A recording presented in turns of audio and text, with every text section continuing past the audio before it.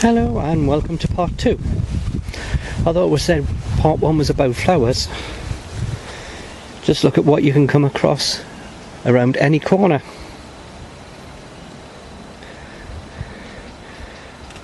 You will never get plants in certain directions or group together or have different colourings and markings. Flowers aren't really the same. So let's move on to something else. Of course, in the woods you will come a lot of trees, and even the tree leaves make nice patterns, as well as the bark of the tree. With big trees you will end up with a full screen of bark if you zoom in far enough, and this patterns and colour changes between the woods give quite an abstract image. But you could just stick to a group of trees and look for angles and shapes and mosses which grow on the trees.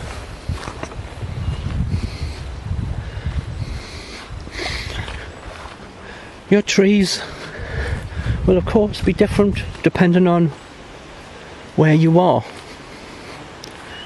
Different places plant different trees, but all trees are different because they'll never grow in the same directions, they won't have the same patterns, they won't be the same thicknesses. So therefore, they will give you a different image. And as I said, you go out walking to find whatever you find, and I've come out and I haven't pre-walked this. What I find is what I actually find and show you. So, a close-up image. And when the moss is on and alive and growing, your image changes again. But as you see, you can get close.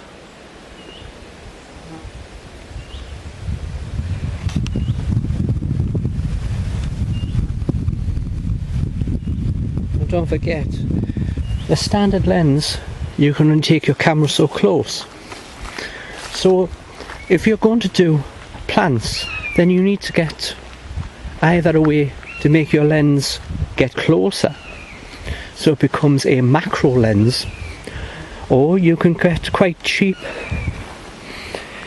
lenses and adapters for older lenses.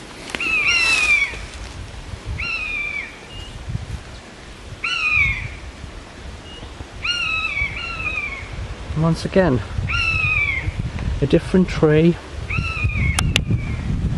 or a group of trees with different shapes of the branches all can make an interesting image. The likelihood, if you're going to be in a dense wood, is that you won't get panoramic views, you won't get landscape views. You may get some long shots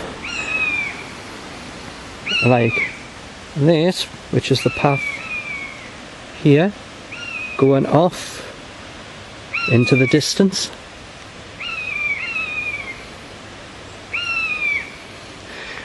But then again, you have to think, if you're in woodlands, what type of pictures will you get? And that'll help you decide what type of lenses that you should bring out with you. The likelihood is that you may want to be close to things, so a macro lens or a one which has a good high number will help. And of course you have reflections depending on how much water you have.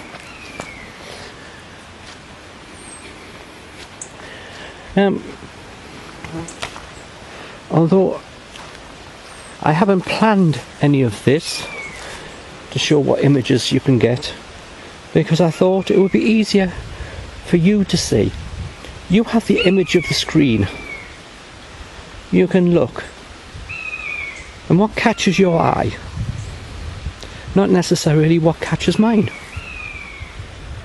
But slowly, if you're going to come in to a wood to take pictures, what's the point of rushing along, missing everything which is going on around you? Look. Up. And around. And don't always forget that if you're not going back the same way you came, to sometimes turn round and see what's behind you. Have you seen the people's videos where they're taking an image of something, and the image they're taking, you can see that their camera that they're using is pointing in some totally different direction, and you're going, what's wrong with that image that's behind them or to the left of them? That looks nice, that image.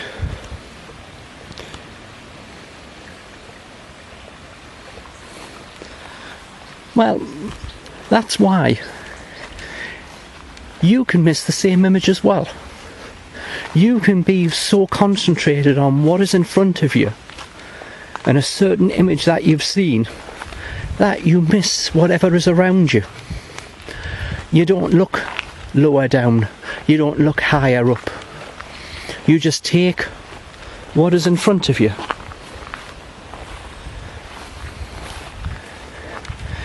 You miss different colours in the leaves, different textures. You miss nature itself.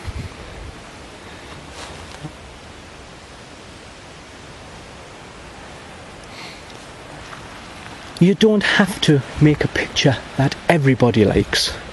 You just need to take a picture that you like at the time you take it. It doesn't say in 10 minutes time you'll like that picture anymore. You might come across something else. But at that moment in time, that image is what you liked. And it costs you really nothing to take as many pictures as you like. And to save them and back them up.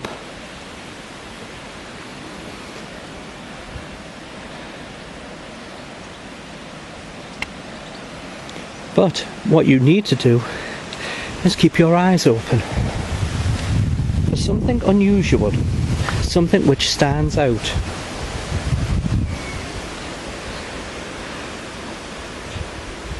Something that you would just walk past at any other time. If you walk past it and miss it, then it's lost. Until you come back with hopefully a better image of yourself, that you spend the time, if you're going to come into a wood or a forest walk, to not just see the trees but see everything around, whether it's a river, a fly on a tree, bark, moss, or anything else.